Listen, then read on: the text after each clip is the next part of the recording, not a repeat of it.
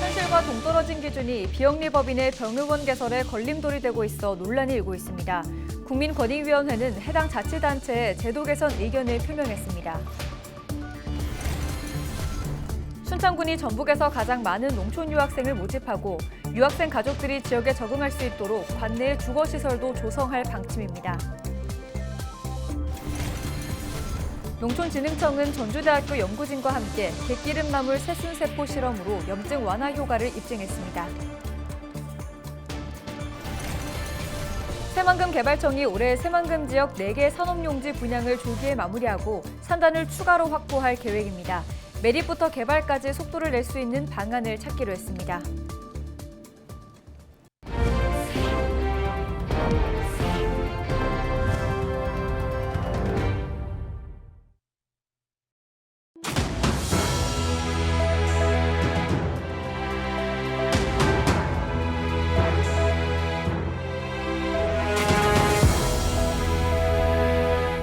시청자 여러분 안녕하십니까? 헬로티비 전북뉴스입니다.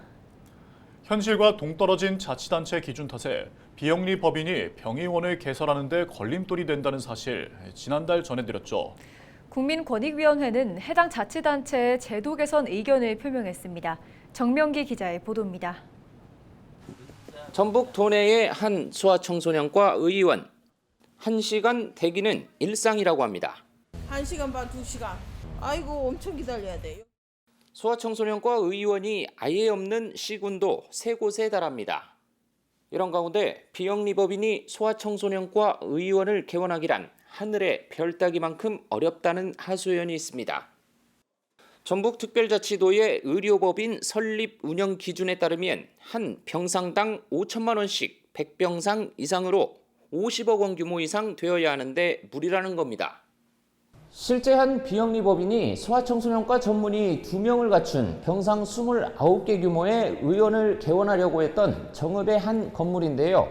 번번이 정부 부처의 허가를 받지 못하면서 문을 열지 못하고 있습니다. 관련 법상 관할 자치단체와 협의하도록 규정하고 있는데 이런 기준 탓에 결국 허가받지 못했다는 주장입니다. 의원급이가 아예 안 되고 병원급 100병상 이상만 가능하다는 운영 기준이 전라북도에 있다 보니까 100병상이 아니면은 안 된다는 겁니다. 하지만 열악한 지역 의료 현실상 의원급 소아청소년과 병원까지 이런 기준을 적용하는 건 현실과 동떨어졌다는 지적도 나옵니다.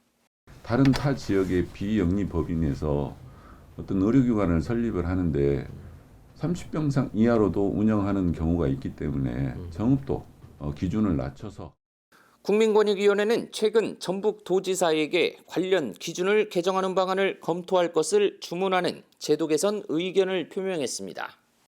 우선 소아청소년과 의원이 단 한 곳도 없는 지역의 경우 주민들이 불편을 겪을 수 있다고 봤습니다. 또 50병상 이상이라는 획일적인 규제가 지역 의료 현실에 맞지 않는 부분이 있다고 판단한 겁니다. 기본 재산이 없는 비영리법인이 영리 목적의 의료기관을 개설하는 사례가 늘어날 가능성에 대해서는 정관 내용이나 사업 계획, 재정 능력 등을 면밀히 살피고 병원 운영에 대한 사후 관리를 철저히 하면 될 일로 판단했습니다. 전북특자도는 이와 관련해 내부적으로 검토하고 있지만 의료법인 설립 요건 등이 강화되는 추세라며 신중한 태도를 보였습니다. 헬로티비 뉴스 정명규입니다. 전북 지역 전공의 80% 이상이 사직서를 제출한 가운데 도내 의사와 의대생들이 병원이 아닌 거리로 모였습니다. 전라북도 의사회와 전북대학교, 원광대학교 의대생 등 220여 명은 22일 전주 종합경기장 앞에서 의대 정원 증언과 필수 의료 패키지 저지를 위한 궐기대회를 열었습니다. 이들은 정부의 의대 정원 증언은 잘못된 정책이며 의료 파업에 대한 대응이 비민주적이라며 필수 의료정책 패키지와 의대 정원 정책이 재검토될 때까지 투쟁한다고 밝혔습니다. 길거리에서 아내를 때려 숨지게 한 남편이 경찰에 붙잡혔습니다. 익산경찰서는 22일 살인 혐의로 70대 남성 A씨를 긴급 체포했다고 밝혔습니다. A씨는 22일 아침 8시 반쯤 익산시 여산면의 한 길가에서 60대 아내를 때려 사망에 이르게 한 혐의를 받습니다. 신고를 받고 출동한 경찰은 A씨를 긴급 체포해 범행 동기 등을 조사하고 있습니다.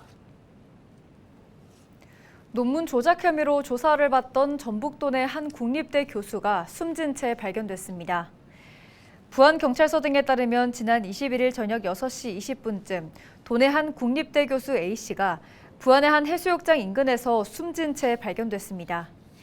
A 교수는 재계약 임용을 앞두고 연구 실적 심사 과정에서 논문을 조작해 심사위원회 공무를 방해한 혐의로 검찰에 송치돼 조사를 받아왔습니다. 경찰은 A 교수가 극단적인 선택을 한 것으로 보고 정확한 사망 원인을 조사하고 있습니다. 새만금 개발청이 기업의 수요에 맞춰 올해 새만금 지역 4개 산업용지 분양을 조기에 마무리하고 산단을 추가로 확보할 계획입니다. 김경환 새만금 개발청장은 전북도청에서 정책 추진 브리핑을 갖고 연내 산단 4개 공구의 분양을 마무리하고 3개 공구는 매립공사 기간을 앞당겨 조기에 분양하기로 했다고 밝혔습니다. 새만금 개발청은 이어 산업단지 면적이 새만금 전체 면적의 9.9%에 불과하다는 지적을 수용해 산업용지를 추가로 확보할 방침입니다. 새만금 개발청은 2차 전지 기업이 들어설 새만금 제2산단의 부지를 물색하고 매립부터 개발까지 속도를 낼 수 있는 방안을 찾기로 했습니다. 순창군이 전북에서 가장 많은 농촌 유학생을 모집했습니다. 서울과 경기 등 전국 각지에서 온 농촌 유학생 41명은 한 학기 동안 순창에서 머물며 학교에 다닙니다. 농촌 유학 운영 학교도 8곳으로 증가한 순창군은 유학생 가족들이 지역에 적응할 수 있도록 인계면과 팔덕면 등의 주거시설을 조성할 방침입니다. 농촌 유학생들이 보다 안정적으로 거주할 수 있는 환경을 조성하고 풍성한 교육 프로그램을 제공해서 더 많은 유학생들이 순창을 선택할 수 있도록 할 계획입니다. 농촌진흥청이 갯기름나물 새순이 염증 완화 효과를 보인 것으로 확인됐다고 밝혔습니다. 농진청은 전주대학교 연구진과 함께 갯기름나물 새순 추출물 효능을 세포 실험으로 평가해 염증 완화 효과를 입증했다고 밝혔습니다. 실험 결과 이들의 시루는 산화질소 등 7개의 염증 인자 발현을 억제하고 항염증 인자 발현은 높았습니다. 특히 갯기름나물의 주요 성분인 디세네시오닐 시스켈락톤은 혈관 생성과 함염증 효능이 탁월했다고 연구진은 설명했습니다. 더불어민주당 첫 경선에서 익산갑에 지역구를 둔 김수흥 국회의원이 원외 후보에게 밀려 탈락했습니다. 민주당 중앙당 선거관리위원회가 지난 21일 21개 지역구를 대상으로 한 1차 경선 결과를 발표한 가운데 익산갑은 3선을 지낸 이춘석 전 국회의원이 현역인 김수흥 의원을 꺾었습니다. 이로써 이 전 의원은 국민의힘 김민서, 진보당 정권희 후보와 본선에서 맞붙게 됐습니다.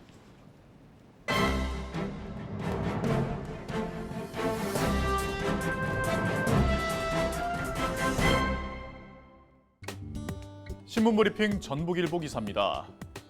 더불어민주당이 전북 9곳 선거구의 경선을 서둘러야 한다는 지적이 나오고 있습니다. 선거가 코앞으로 다가왔지만 경선 방식이나 경선 참여 후보조차 결정되지 않아 유권자는 물론 후보자들도 혼란을 겪고 있습니다. 민주당 중앙당 공관위는 지난 21일 전국 선거구 18곳에 대한 4차 경선 대상 심사 결과를 발표했습니다. 전북은 익산갑을 제외한 나머지 선거구의 경선 여부가 4차 심사 결과에서도 빠졌는데요. 1차 심사에서 익산갑 한 곳만 1대1 경선 지역으로 결정됐었고 나머지 9곳 선거구는 언제 발표할지도 미지수라고 합니다.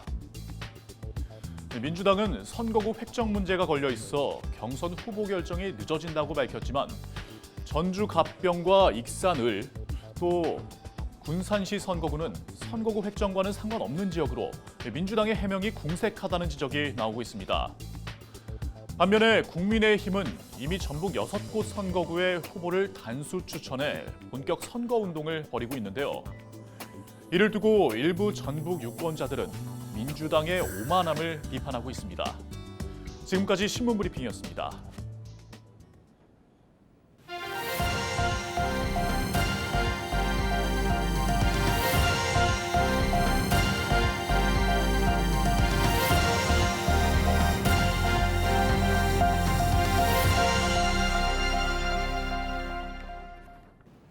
전북방송이 2023년 4분기 지역채널 심의위원회를 개최했습니다.